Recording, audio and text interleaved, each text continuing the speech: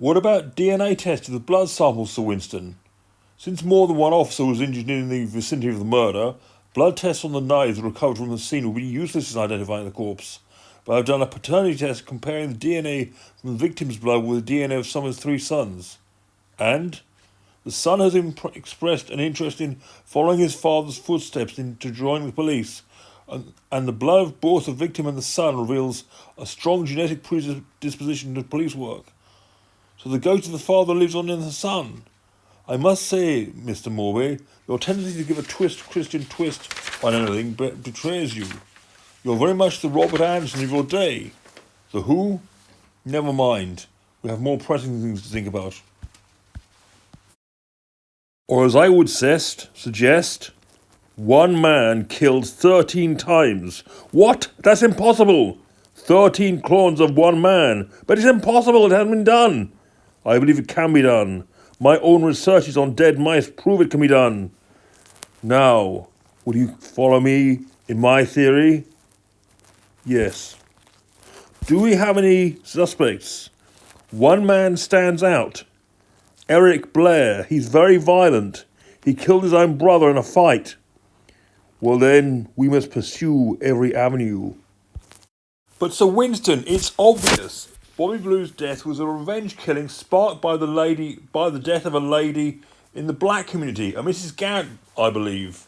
And one is correct in assuming that since a police officer died because of a vengeance killing, that Mrs. Garrett died in police hands?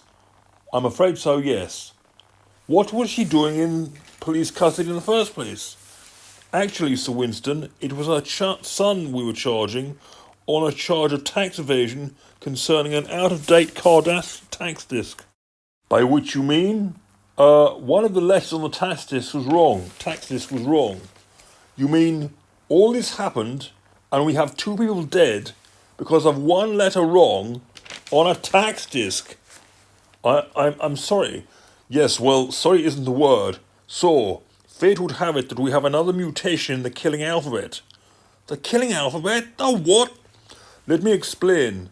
The Welsh alphabet, that is the alphabet of the native tongue of one of the suspects I'm following, has a system of mutations, that is, letters change under certain circumstances.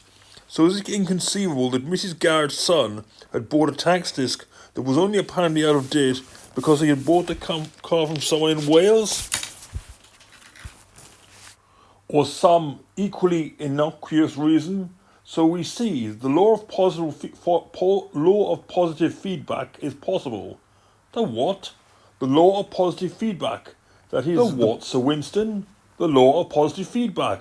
That is, the beating of a butterfly's wing can cause a hurricane on the other side of the globe. The birth of tragedy, I call it. Now, to return to the case of Mr. Blue. Did he, a police officer, have any part in Mrs. Garrett's death? None. None whatsoever. I see. The perfect scapegoat. So I would add to your suggestion that the killers were black. We do not look for scapegoats in the black community. There were, after all, white infiltrators on the farm that night, inciting racial hatred. You should do well to look into such things. The question we should preoccupy ourselves with is not simply who killed Bobby Blue, but who framed our prime suspect Eric Blair. For this murder case unravels, I think we will find those who framed Mr. Blair are also those who killed Mr. Blue, and I, for one, have heard the kills were masked. What secret lies behind those masks?